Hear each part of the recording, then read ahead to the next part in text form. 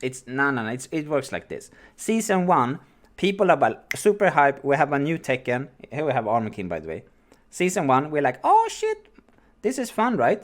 Blah blah blah. And then eventually everybody's how do you do this, guy? Resident Sleeper, right?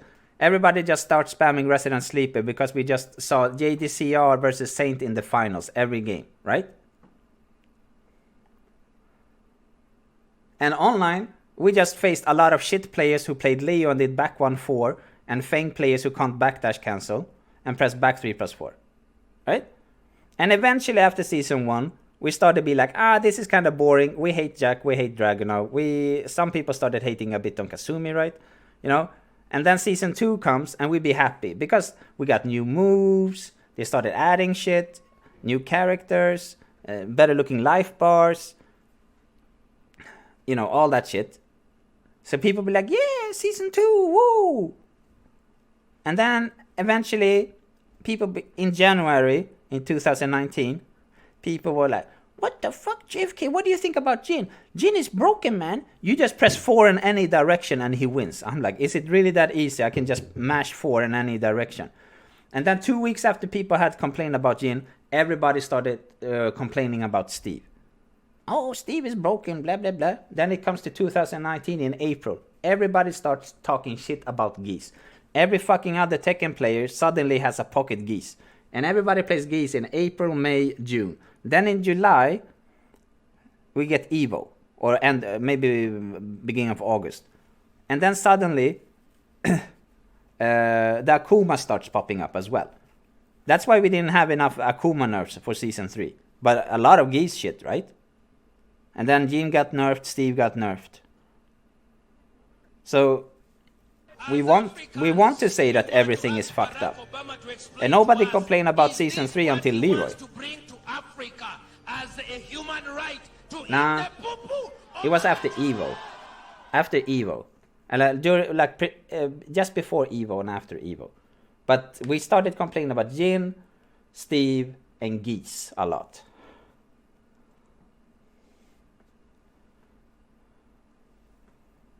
No. The Eliza thing is different. The Eliza thing is just that people have acknowledged that Akuma is a better version of Eliza. So the people that want to play that kind of character, they have no reason to pick Eliza over Akuma, right? And then after that, people are getting bored. They want to try new shit. So some Akuma players be like, oh, what happens if I try this bitch? And more people are trying that bitch. And they'll be like, oh, she's not as trash as people say.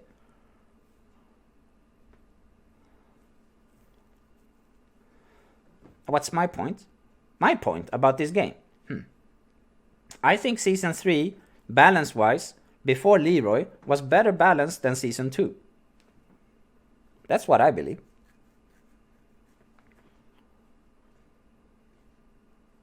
But then I know that there's Lee players out there that wanted you to be able to get fucking pickup combo from Acid Rain if you sidestep.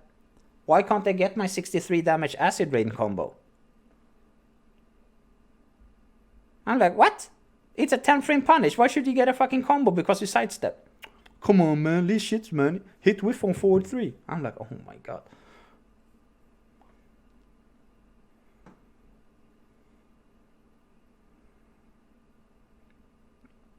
No. I don't hate Tekken 6.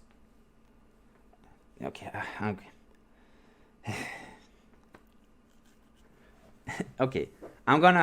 Okay, now you guys have to listen. It works like this. Tekken 5 Dark Resurrection.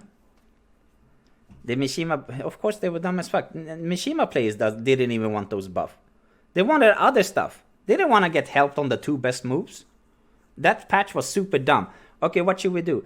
Let's make Miguel's best low better. Let's make Brian's best low better. Let's make Brian's down 4 better for no reason.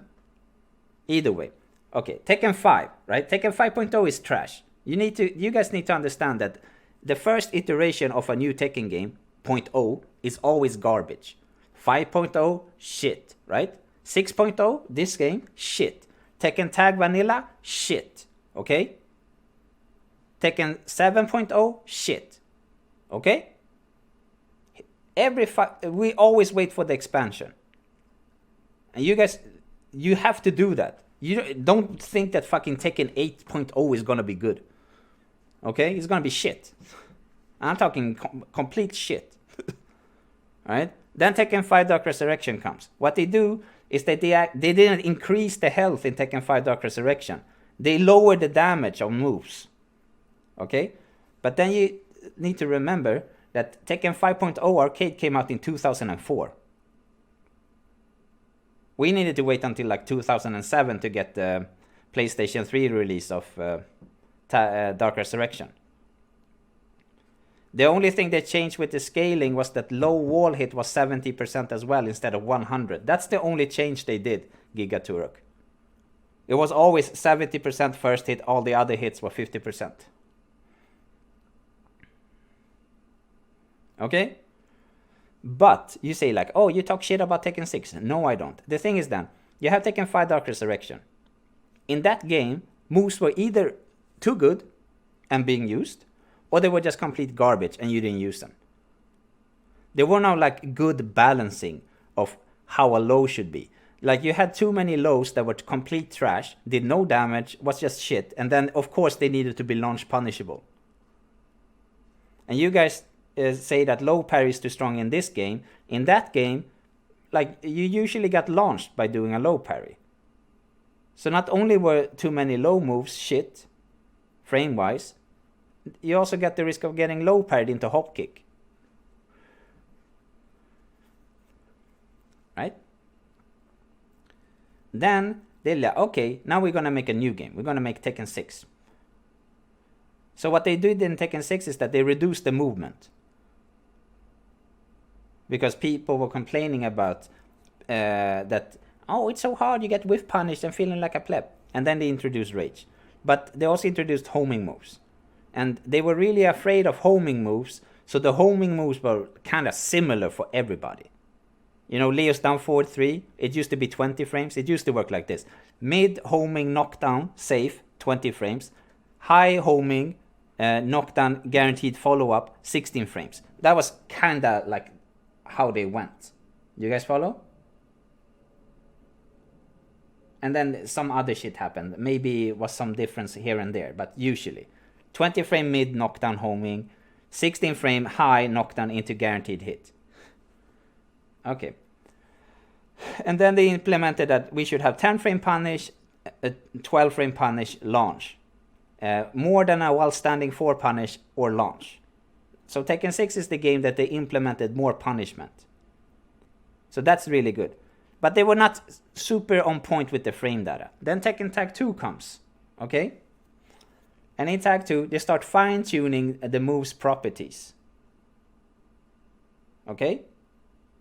And of course we had unbalanced moves in that game. Yeah. Devilian's down back 2. Minus 12, plus 5 opponent crouching on hit. Yeah, it was a weird game in some areas. Yeah, but Jinpachi down forward 1 plus 2 was not... Like, if you're from America, maybe you want to talk about Jinpachi, but nobody talked about Jinpachi in Korea when I was there.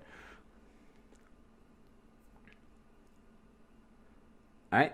But, so Tekken Tag 2 is kind of like, oh, how do we make Tekken 6 but a bit better? Yeah, Jinpachi up 4 was a bigger issue than down forward 1 plus 2. So in Tekken 6, they had a greater unbalance than we had in Tag 2. In Tag 2, you could pretty much play whatever the fuck you want. But some of the, like, Miguel's 1-2 and Lars 1-2, for some reason it tracked both sides. So people say that Lars and Miguel had homing jabs in Tekken 6, or BR. Dragunov could barely punish Lars up forward 3. Law was super fucked up. Bob was Bob was easy mode. He wasn't like super good. So some people think that Bob was top tier. He wasn't top tier. Bob was just dumb as fuck.